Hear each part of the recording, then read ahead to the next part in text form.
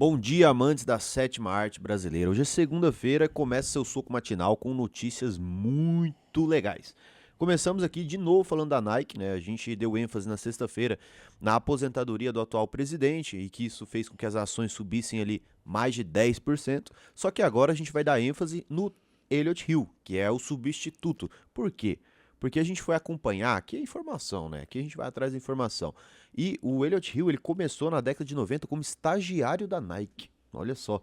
E aí o Matheus Malheiros trouxe aí o LinkedIn dele para entender em que passos que ele foi chegando até se tornar presidente da empresa. Olha que caminho, né? Também temos Tem aí a história. subsidiária da Johnson Johnson pedindo falência por processos de talco cancerígeno. E outras notícias também que eu não vou falar hoje para dar surpresa no seu Soco Matinal, que é um programa elegante, sofisticado, suave, violento, que traz todas as notícias de macroeconomia, geopolítica e mercado financeiro para você começar o seu dia ainda mais inteligente do que você já é.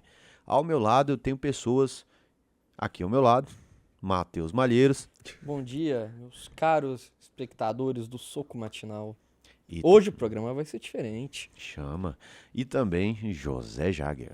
Bom dia, garotas. Olá, rapazes. Ô louco. Trouxemos várias notícias e um compilado maravilhoso para vocês nessa segunda-feira. Está solteiro. Por pouco tempo. Começamos então, como é um programa de tradição, aqui no YouTube e também no Spotify. E agora batemos 21 mil inscritos aí, ó. Chama! Aê! 21 mil? Pô, 21 mil. 21 mil. E então a gente começa pelos índices, né? Que é um programa de tradição, a gente tem que falar dos índices. É um foguete, Sabe o né? que tem 21? O quê? 3 vezes 7, eu ia falar que são 21 índices, mas não é. Não falou Blackjack, cara. Verdade, Blackjack, 21. Blackjack 20, o que você tá falando? Blackjack não é 21? Daqui que é É, Blackjack? até 21, aquele É, jogo do de carta. cassino Ah, que você tá. vai pegando as cartas, quem chegar em 21 ganha. Boa. Malheiros Ó, é bom nisso aí. Aqui é informação, hein? Vai lá, Que Malheiros, fala os informação. Em relação aos índices, nos Estados Unidos a gente tem os mercados operando em leve alta após os estímulos do Fed em cortar em meio ponto percentual a taxa de juros básica nos Estados Unidos. Os mercados da Ásia estão fechando sua maioria em alta, mas alguns ali, o que estão em baixa, em leve baixa ali, principalmente assimilando os dados da China agora com o Banco Central cortando as taxas de juros e o corte dos Estados Unidos. Na Europa, a gente tem os mercados operando sem uma direção única também. Né? Você tem ali o Reino Unido subindo, a Alemanha subindo, e o estoque 600, que é índice geral, em alta também, enquanto a França e a Itália estão operando em baixa. Em relação aos dados, a gente tem atividade empresarial tanto na Alemanha quanto na França contraindo no mês de setembro, e na França atingindo uma baixa de 8 meses. Em relação às commodities, petróleo operando em leve alta, com preocupações ali do lado da oferta em relação aos conflitos no Oriente Médio, que estão fazendo essa pressão se vai ter a disponibilidade de petróleo, e tanto uma pressão de demanda agora, porque é esperado um consumo maior de petróleo após esses estímulos tanto na economia dos Estados Unidos quanto na China. Em relação ao minério de ferro, segue operando em baixa, principalmente por conta que a gente tem uma recuperação econômica lenta na China, uma oferta maior do que os estímulos monetários dentro do principal consumidor desse minério de ferro conseguem estimular a economia para aumentar a demanda. Em relação às criptos, Bitcoin operando em leve alta aí por volta de $63.500. Começando então as notícias internacionais, começamos com a China, nosso gigante asiático, cortando taxa de juros de curto prazo, injetando assim liquidez no próprio mercado. Essa foi uma decisão do Banco Central da China, o PBOC. Popular Bank of China. China. Então, na China, a gente teve uma redução em taxas de juros de curto prazo, principalmente em operações de recompra reversa, Ripple. O que seria isso até? Explicar para vocês. Essa operação pela qual os bancos centrais injetam dinheiro na economia. Claro, tem várias maneiras, mas é uma das principais. Então imagina que você tem um banco e esse banco ele tem títulos públicos. Quando o banco central ele quer injetar dinheiro na economia, ele vai lá e recompra esses títulos que estão impostos aos bancos. Então eles trocam, o banco troca lá, por exemplo, aqui no Brasil, troca lá suas LFTs, né, ali que é análogo ao Tesouro Selic, por dinheiro. Então o banco deixa ali, tem um título e tem dinheiro e pode sair emprestando, distribuindo isso aí na economia. E quando o Banco Central quer enxugar a liquidez de um país, ele faz o contrário. Ele pega e vende esses títulos para os bancos que são obrigados a comprar. Então troca daí o dinheiro por esses títulos. E daí que vem o repo, né, que é repurchase, o nome das operações. Aqui a gente chama de compromissados, porque você tem um compromisso de recompra. Então, essa é uma das ferramentas que os bancos centrais usam para injetar dinheiro na economia. E ali na China, a gente teve a taxa de 14 dias sendo reduzida em 10 bases, né? Então, de 1,95 para 1,85% Ô, Malheiros, atualmente. o que é um based que a gente sempre fala aqui? Um base, já dei essa explicação antes, mas com certeza vou novamente elucidar para vocês o que seria um base. Quando a gente fala um ponto base, é a centésima parte de um ponto percentual. Por que a gente usa essa nomenclatura? No mercado financeiro são mudanças muito sutis em taxas de juros. Então você vê, o FED cortou 0,25 pontos percentuais. Fica muito extenso você falar isso aí. Então ao invés de falar 0,25 pontos percentuais, fala 25 bases, 25 pontos base, que é equivalente. Que um ponto base é 0,01 ponto percentual. Chama. Então facilita muito essa comunicação aqui no meio do mercado financeiro. E daí, por meio, além dessa redução das taxas de juros, o Banco da China injetou aproximadamente 10,6 bilhões de dólares na economia. E além disso, com outros acordos de recompra reversa, teve outra injeção de 22,8 bi. Então teve mais de 30 bilhões de dólares sendo injetados na economia chinesa e taxas de curto prazo sendo diminuídas também para tentar estimular a maior economia aí da Ásia, o principal consumidor aí de minério de ferro. Maravilha. Temos também a outra notícia internacional e desse momento falamos de China e agora vamos falar de Reino Unido, nada de Estados Unidos, viu? Para quem fala que o mundo é só os Estados Unidos, temos aqui os bilionários do Reino Unido estudando sair do país pelo possível aumento de impostos, né? Milhares de bilionários que moram no Reino Unido podem deixar o país nos próximos meses, caso uma proposta de aumento de impostos defendida pelo governo seja aprovada. Então, tem uma proposta rodando que estuda aumento de taxa de propriedade de luxo, heranças e também de ganhos provenientes do exterior. E como sempre, né, como a história já disse várias vezes, quando você tenta aumentar essa taxação sobre pessoas muito ricas, você acaba fazendo com que essas pessoas vão embora ali do país. Edson. Quase 75 mil pessoas hoje no Reino Unido acabam tendo receitas fora do país. E essas pessoas não estão colaborando com a questão do imposto dentro do país, o que o Reino Unido identificou que pode ser uma forma de conseguir ajustar o problema de déficit de 22 bilhões nas contas públicas que o governo do Reino Unido tem hoje. É um problema que eles estão estudando solucionar, mas essa pode não ser a melhor alternativa. A gente sabe que quando a gente tem um aumento de impostos excessivo, tende as pessoas saírem do país, ou as pessoas fazerem elisão e evasão fiscal. Tem as pessoas também a simplesmente sonegar imposto, o que é tudo muito complicado para uma economia, então nem sempre aumentar o imposto é a melhor solução para os problemas.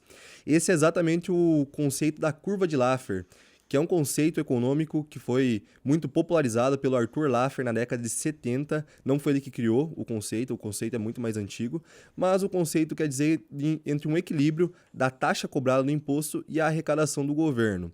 Ou seja, a curva de Laffer mostra um ponto de correlação que se você cobrar um imposto muito alto não vai estimular a economia, porque os empresários não vão querer investir em empresas, as pessoas vão querer fazer evasão e elisão fiscal, ou até mesmo sonegar imposto, e se o governo cobrar um imposto muito baixo, não vai conseguir arrecadar o suficiente para ajustar as suas demandas e tudo o que eles precisam de dinheiro aí para fazer as operações do país serem tocadas e que o país se mantenha funcionando.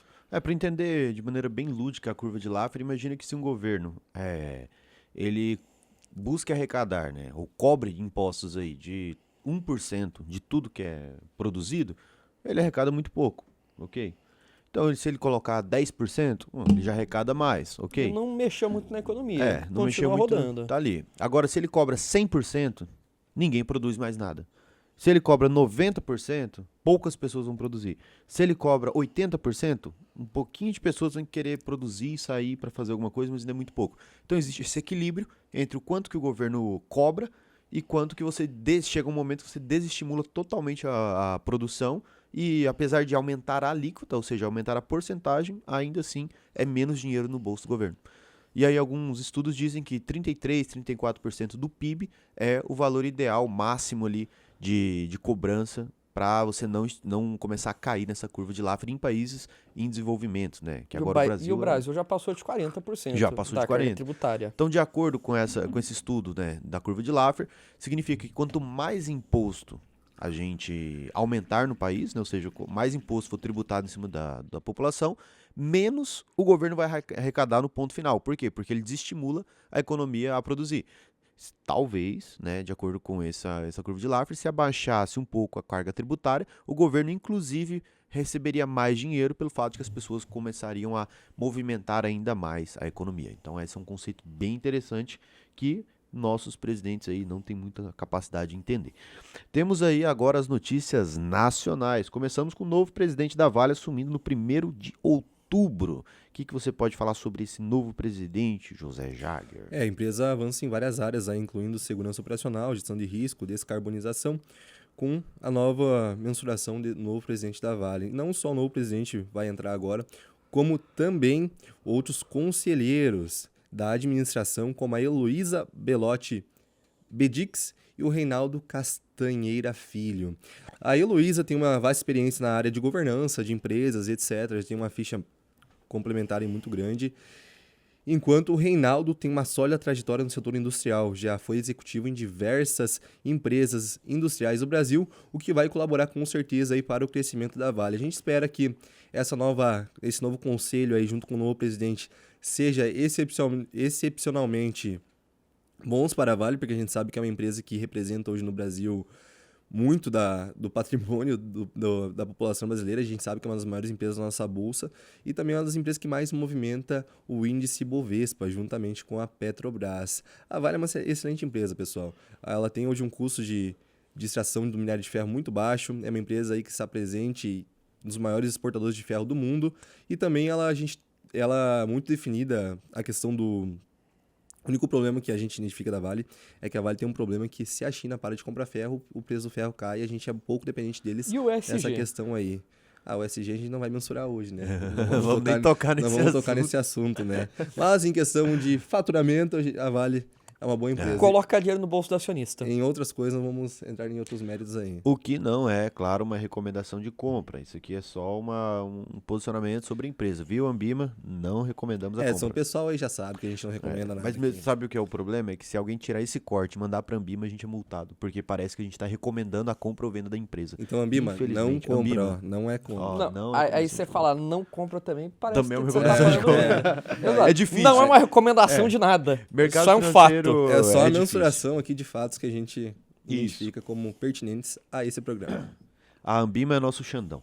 Vamos lá, continuamos agora com a notícia que o Matheus Malheiros vai trazer aqui pra gente, que é a Copel emitindo 1,6 bilhão de debêntures para rolar as dívidas. O que você pode dizer sobre isso, Matheus Malheiros? Exato. Copel, para reforçar o caixa e conseguir rolar o prazo da sua dívida, está fazendo emissão de 1,6 bilhões de reais em debêntures. Vale ressaltar que esse está sendo o instrumento financeiro mais usado pelas empresas, principalmente é muito interessante do setor de energia e outras empresas aí relacionadas à parte de infraestrutura. Por quê? Você tem as debêntures incentivadas, que seria esse caso aqui, que por conta de ser um setor que o governo busca incentivar, você tem essa isenção de imposto de renda para a pessoa física, o que faz com que seja um instrumento muito procurado pelos investidores.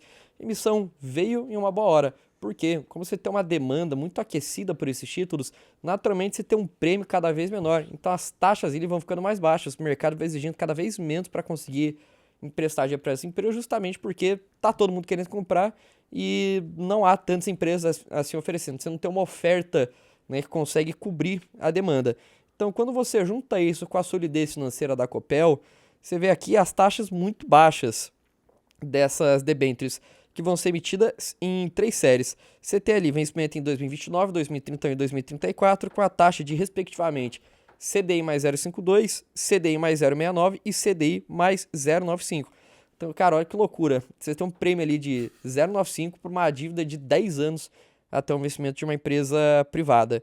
Então, acaba entrando nesse ponto aí, e vale ressaltar que a Copel depois foi privatizada, foi transformada em um modelo de corporation, está buscando vários ganhos aí de eficiência, e essa dívida aí que está sendo emitida é um ponto financeiro para a empresa e para a gestão financeira deles. Se for ver, entre as medidas que a empresa adotou, por exemplo, já teve um PDV, um programa de demissão voluntária, na qual eles ligaram 1.078 funcionários a pedido próprio deles mesmos, ofereceram alguns incentivos para fazer esse desligamento, que teve um custo total de 600 milhões para a empresa. Mas é estimada já uma economia de 420 milhões por ano. Então você vê, em 1 ano e meio já consegue ter o payback desse programa de desligamento. E além disso, ela está fazendo alguns desinvestimentos estratégicos e investindo mais no seu core business. Como assim? A Copel vendeu a Copel Telecom, uma subsidiária de telecomunicações, por 2,4 bi. E essa semana também vendeu a participação de 51% na Compagás, companhia de gás lá do Paraná, por 906 milhões de reais. Então desinvestiu lá da parte de telecomunicações e gás e está focando agora principalmente nessa parte de distribuição e geração de energia, que é onde a empresa está fazendo alguns investimentos significativos. Maravilha, agora vamos começar o quadro da leitura dos comentários do vídeo anterior.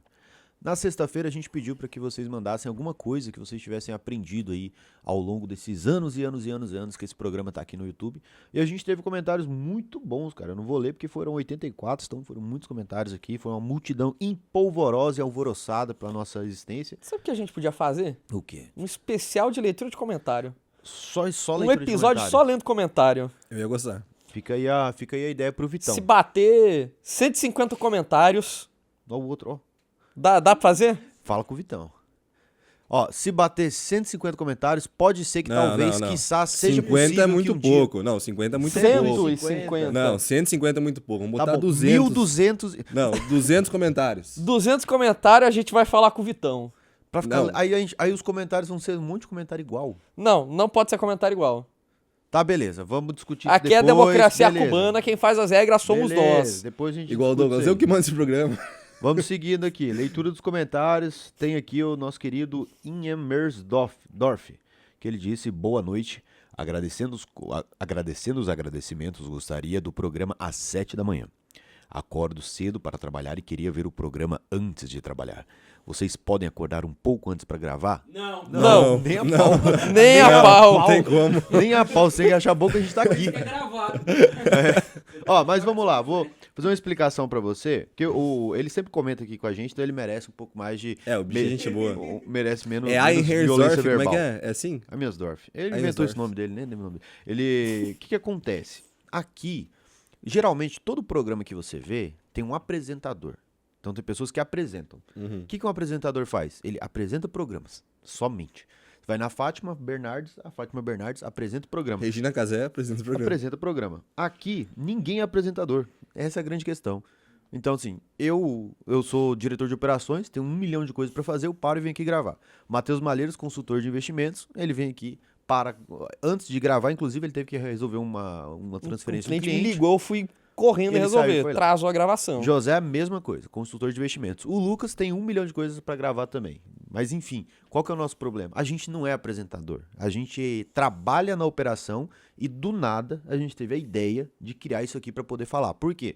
Porque existia vários outros morning calls, que são chamados, que são pessoas que entram lá para falar o que está acontecendo no mercado financeiro de manhã, às 8h30, 9 horas. Só que essas pessoas falam termos técnicos para as pessoas que são técnicas e não girem É um negócio do mercado pro mercado, os morning calls. Você não consegue, de fato, transmitir conhecimento. Chato pra... Chato. Não, vamos falar. Chato. Mas Chato muito chato. mesmo, É Vocês não chato. aguentavam ver um Chato morning call pra de porra. verdade. É. Nem a gente aguenta, é muito Nem a chato. Eu nunca assisti. E Eu aí, não, só o nosso. frente a isso, a gente decidiu montar esse projeto aqui, que a gente não é apresentador, a gente só tá aqui. Então, assim, não tem que agradecer que a gente tá aqui, sendo muito sincero, porque não faz nem sentido pro nosso tempo tá gravando, mas é legal e a gente acha que daqui a algum tempo esse canal fica grande o suficiente, a gente consegue passar um pouco mais do que a gente acredita, do liberalismo, da economia, de explicar o básico e também trazer clientes pra gente, que é importante. Então, por isso que a gente não pode acordar mais cedo, porque se a gente fosse apresentador de programa, aí a gente iria para um momento que tem mais audiência. Aqui a gente está encaixando isso no meio da nossa agenda, então é diferente. Também tem aqui o Fernando JR 2581, que falou: eu não sabia escrever Kwanzaa, obrigado pessoal também. E o Rodrigo B. Prates, que disse: hoje é dia de ir no bar da tia. Pra quem não sabe, Douglas Ribeiro, que sempre fica aqui com a gente, um dia ele soltou aí que hoje é dia de ir no bar da tia, que era sexta-feira. Nessa sexta-feira eu expliquei pra ele que em Goiânia, que a gente tá, existe um bar da tia muito comum, que beleza, todo mundo entendeu. As outras 5.445 cidades do Brasil achou que ele foi em outro local. E aí, o que acontece? Sexta-feira eu vi o Douglas no bar da tia e eu tirei uma foto, pedi pro Lucas colocar aqui no momento da edição, que é o Douglas Ribeiro no bar da tia, pra deixar bem claro que o Douglas Ribeiro realmente vai no bar da tia, e o bar da tia não é o bar da tia que vocês pensam, deixando bem claro aí, respeitando a índole e o caráter do nosso querido decoro. Douglas Ribeiro, nosso menino de decoro. Foi feita a leitura dos meus comentários. Pode fazer a leitura dos seus comentários, Matheus Maneiro. Vou ler um comentário do @Guedes92. Senhores, como avaliar a qualidade ou risco de crédito de um CRI, CRA e onde fazer isso? Antes de tudo, você tem um norte, que são o quê? As agências de rating. Você tem a Fitch, a Moody's e a S&P 500, são as mais conhecidas que você vai ter, que elas vão dar uma nota de crédito para a instituição que está emitindo ali o CRI ou um CRA, que vai de D até AAA. A gente fala aqui no mercado AAA. E quanto mais alta essa nota, em tese, maior deve ser a solidez financeira da empresa. Só que, claro, isso aí, você só olha crédito, é análise de vagabundo. Você não está cuidando do seu dinheiro. E aí que entra o nosso trabalho aqui, que gira em torno do quê? Aí você vai abrir o balanço da empresa, você vai ver o quão endividada ela está, como que estão os múltiplos, dívida líquida sobre EBITDA, que seria quantos anos de operação da empresa teria que ter para conseguir pagar a dívida de forma breve. Você vai ver ali como que está a liquidez da empresa de curto prazo, se ela vai conseguir não só honrar com as obrigações de longo prazo, mas sim com curto prazo. Então você pode ver, por exemplo, a liquidez seca da empresa, que você pega o ativo circulante dela, desconta estoque, porque o estoque ainda tem que ser vendido, você pode ter ali uma demora para receber, e ver ali com o passivo circulante da empresa, com suas responsabilidades de curto prazo. Aí você vai ver qual que foi a estrutura desse CRI, de qual segmento que é, você está vendo ali um CRI de loteamento, por exemplo, aí já começa a ser problemático, multipropriedade, já não é tão interessante, que são setores mais arriscados. Então, você faz essa filtragem aí na parte dos CRIs, e nos CRAs também é bem semelhante, você vê qual que é a empresa que está por trás e analisar os balanços. Então, normalmente, essas empresas aí, você consegue fazer isso por meio do site do RI deles. Então, você digita lá, o nome da empresa, RI, e vai ter todas essas informações, né, em tese, para te auxiliar na sua análise de crédito. Quero responder aqui também do @Sidney Codumal. Salve família UVP, tranquilo, sou aluno com muito orgulho e tenho melhorado meus resultados a cada dia. Agradeço a confiança, fico feliz que você tenha aprendido bastante.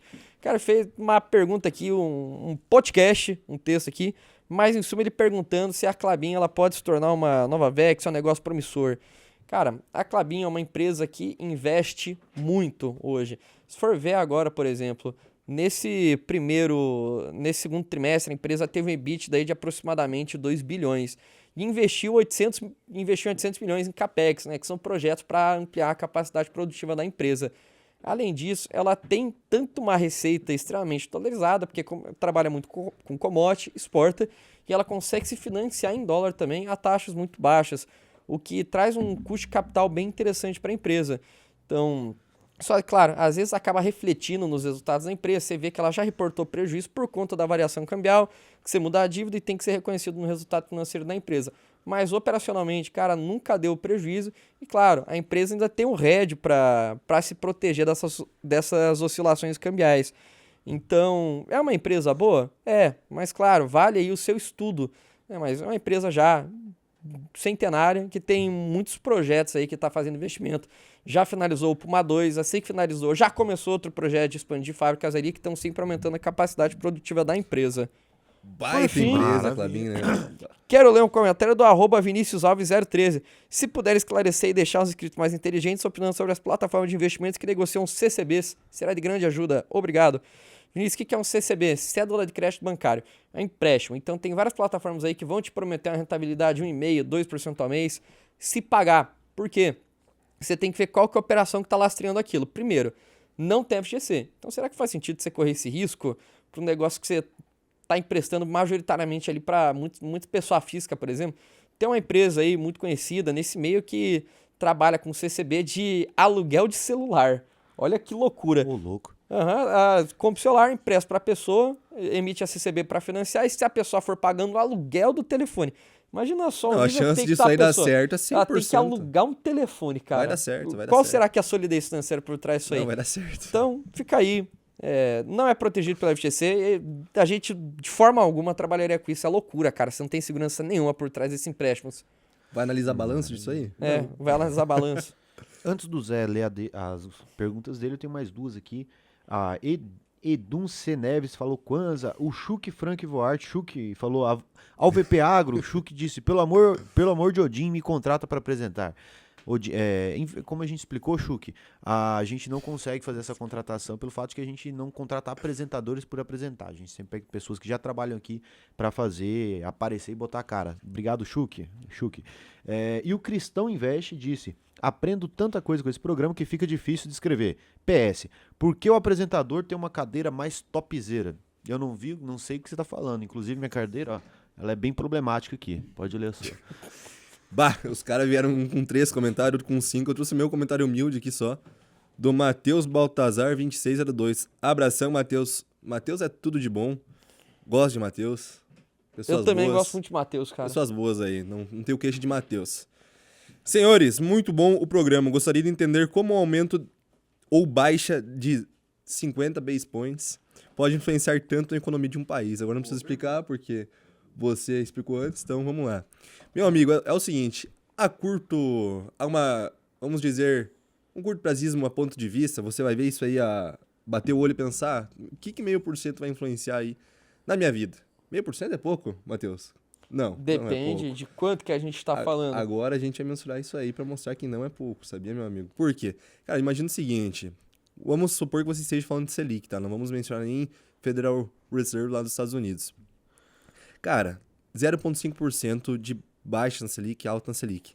Você tem que ver que é o norteador para tudo no sistema bancário. Todos os produtos, principalmente empréstimos, tudo normalmente é lastreado ao CDI. Eu, como trabalhei em banco, tinha muitos créditos que era lá, qual que é o lastro disso? A própria debênture da Copel que eu falei agora, a CDI mais tanto. CDI mais mudou tanto. A Selic já mudou o preço ali da dívida da empresa. Mas, ainda que a debênture, você está recebendo dinheiro. Se você investir numa debênture, aqui vamos falar de você pegar um empréstimo. Meio por cento a mais de juros, né? 0,5% a mais de juros em um ano. Agora imagina isso de uma maneira composta. Você pega aí um empréstimo a CDI mais 10%, mais 8%, pode ter. Enfim, os bancos aí fincam valendo um percentual bem alto. Copel mesmo, cara, 0,5% ali pode ser a diferença da viabilidade financeira de um projeto, de ser viável ou não. Isso muda completamente o ambiente de investimento de uma economia com uma mudança de 0,5 ponto percentual em taxa de juros. Se você pega aí um empréstimo em 10 anos, é 5% a mais que isso aí você vai ter que pagar num prazo de 10 anos. Agora tu imagina, 5% a mais de R$100 é pouca coisa, R$105. Agora tu pega isso aí para um cara milionário, pega isso aí para empresas que pegam um crédito, às vezes para se subsidiar aí a longo prazo. Cara, acabaria onerando bastante, é um prejuízo, é uma diferença absurda, tanto para baixo quanto para cima. E também pela perspectiva do mercado. Subir 0,5% significa que a economia está num contracionismo aí, que espera controlar a inflação, espera desestimular o consumo econômico, e o contrário também é verdadeiro. Se um país aí baixa a taxa Selic de 0,5% de soco assim, imagina baixar 0,5% a cada 45 dias, Matheus. Quando que isso aí dá no final do ano? Extremamente alto, né? Quer dizer também que aí a economia está no modelo expansionista, que daí o Banco Central quer estimular a economia, quer fazer com que tudo cresça, e isso de pouco em pouco, embora a medida dos seus olhos pareça pouco, é extremamente alto, tanto no curto como no longo prazo, em cadeia, isso é bem alto, não é um fator que move toda a economia, todos os produtos bancários, investimentos, como a debênture que o Matheus deu de exemplo. E tem até o fiscal do Brasil. Por exemplo, na nossa dívida pública aí, que gira em torno de 8 trilhões de reais, você tem um total de 3 trilhões e 91 bilhões que são de taxa flutuante. Então, indexada a taxa Selic. Agora, quando você fala de 0,5 ponto percentual em cima de 3 trilhões de reais, você está falando o quê? O impacto nas contas públicas de aproximadamente 15,5 bilhões de reais por ano. Só que o governo vai ter que pagar mais de juro. Então, você muda diretamente ali, impacta o nosso fiscal, que já está um pouco deficitário. Inclusive, essa é uma das críticas que teve, né, do lado de quem criticou essa medida de alta da taxa Selic. Porque, de fato, vai trazer um impacto aí na nossa situação fiscal, que já está problemática. É extremamente preocupante. E essa mesmo. pergunta é muito boa, por exemplo, leva em consideração empresas do varejo, que tem margens ali de 2, 3%. E aí, quando você tem um aumento de 0,5, por exemplo, 0,25, né, 0,5 pontos base ali na Selic, a taxa de juros também aumenta para todos os outros campos, a adquirência aumenta e essa empresa perde ali 3%, cai para 2,5% a margem de lucro, às vezes, perde até a viabilidade de alguns negócios. Pois é, por exemplo, caso de empresa de varejo, fez lá uma compra parcelada em 12 vezes. a empresa ou pode receber em 12 vezes, mas ainda seria tão interessante, porque você não está gerando caixa, então ela vai optar por receber à vista. Só que para você trazer aqueles pagamentos que estão lá na frente para hoje, você vai ter que ter um desconto em cima daquilo. Desconto esse que vai ter como balizador as taxas de juros praticadas no país, no caso aqui é a Selic. Então a empresa lá recebe menos, diretamente afetada ali por cada venda. E mais, ali quando você pega o DRE na linha do resultado financeiro, você vai ter lá despesas com juros.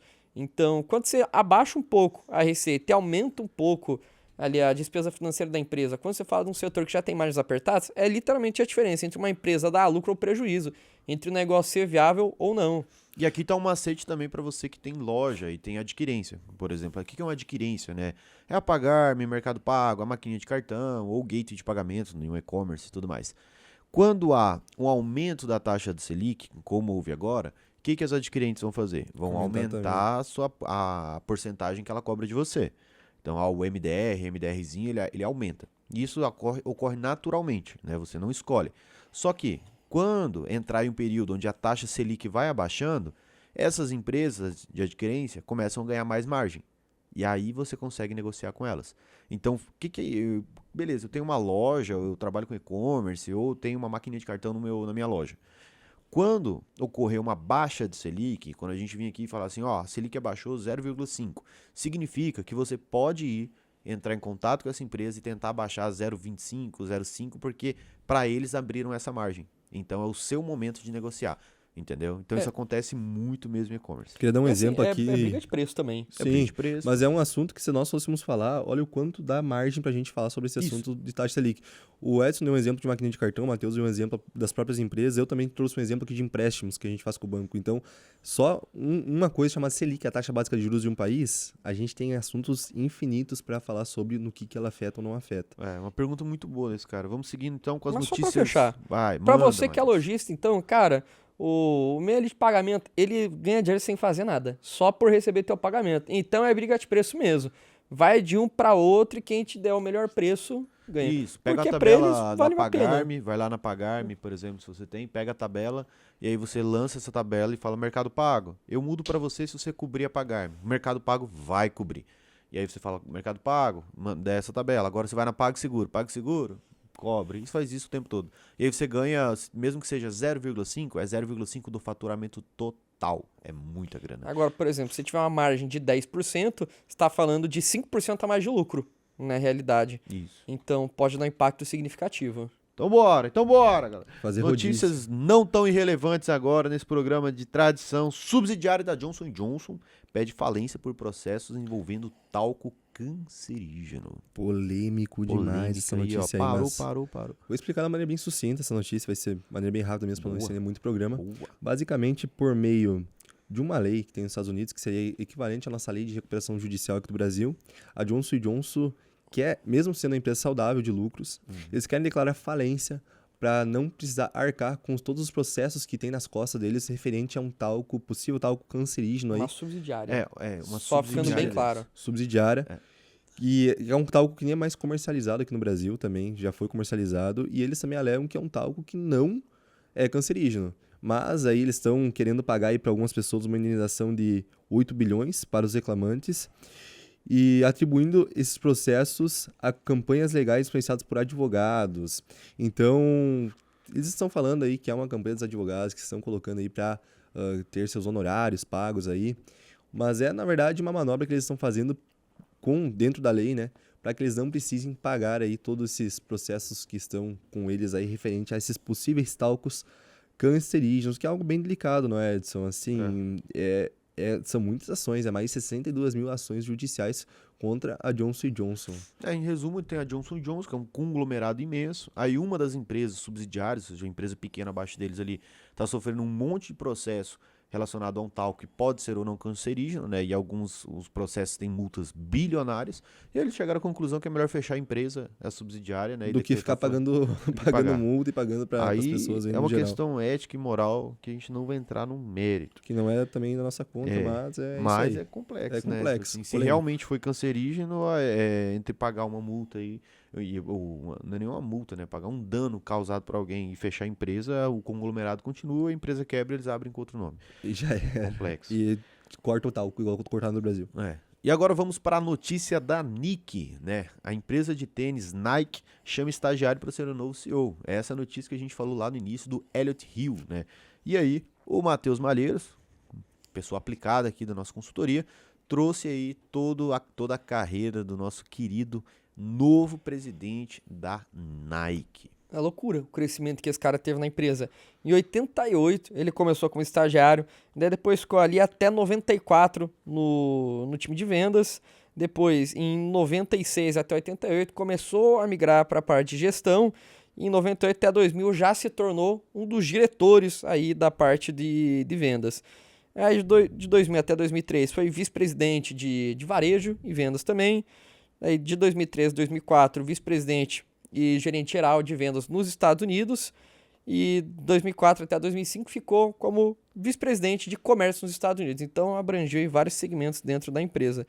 Aí depois ficou oscilando entre cargos, entre diversos segmentos, depois foi para o varejo global, né, ali depois dos Estados Unidos, depois migrou lá para gerente geral e vice-presidente na América do Norte, depois trabalhou ali com uma parte mais tática da empresa, e o último cargo que ele ocupou ali de 2018 até 2020 foi como presidente da área aí de consumo e marketplace, e agora assumiu como CEO da empresa, né, o Chief Executive Officer. Ele é o cara que é a maior autoridade ali dentro da empresa e vai operar ali lado a lado de vários outros profissionais que a gente chama de C-Level, até para você entender um pouco dessa estrutura corporativa. Então, você tem um conselho da empresa que são várias pessoas ali com muita experiência de mercado, podem ter executivos, inclusive, dentro do conselho, mas que vão dar um norte de para onde a empresa vai. Vão falar, eu faria isso aqui, eu iria por esse caminho. E aí entram os profissionais C-Level, que vão traçar plano estratégico de longo prazo e delegando isso aí para as cadeias mais abaixo para conseguir, de fato, executar isso. Então, o CEO, ele é o cara que responde pela empresa, ele é o rosto da empresa, que vai vender a empresa para o mundo. Aí você tem a parte ali do CFO, que vai cuidar de todas as finanças da empresa, o CMO, que cuida do marketing, aí vai ter o Chief Operating Officer também, o COO, que vai cuidar de fato da parte operacional da empresa. A gente chama até que ele é o braço direito do CEO. Então, ele assumindo como CEO, pode mudar toda essa visão estratégica da empresa a longo prazo. E sendo um executivo aí que já tem mais de 20 anos aí de experiência da Nike, tem perspectivas muito positivas no mercado. Maravilha. Para deixar mais simples, troca esses C-levels, são diretores. Os diretores têm a sigla que é para algum departamento. Então, CEO é o diretor geral, quem manda em tudo. COO, diretor de operações. Aí tem o diretor de marketing, CMO, CTO, diretor de tecnologia, CFO, diretor financeiro. É porque essas siglas já são mais utilizadas no mercado, todo mundo utiliza assim. Mas é isso, no caso. Então, como eu falei, sou diretor de operações, minha posição é COO, que é o braço direito, seria isso. Então, vamos lá. Recado final para Matheus Malheiros. Recado final, cara, pra você, se você aí tem algum problema respiratório, fica fungando, principalmente ali no microfone, procure um otorrinolaringologista, tá? Tá inventando palavra aí, ó? Faz bem pra sua saúde. A piscina não adiantou. médico. A piscina não adiantou, Caramba, vamos ter que voltar pra Esse piscina. programa já teve recado final muito melhor aí, muito mais relevante. Também acho. Ô, Lucas, vem dar um recado final pra nós Lucas, aqui hoje. tem um recado final Fala pelo aí. menos? E vem. Olha lá ele, ó. Ó, o homem. Fala dele. O brabo. Bravo, Chama. fala dele. Fala ele. Fala no meu aqui, Lucas. Seu. No meu microfone. Tchau.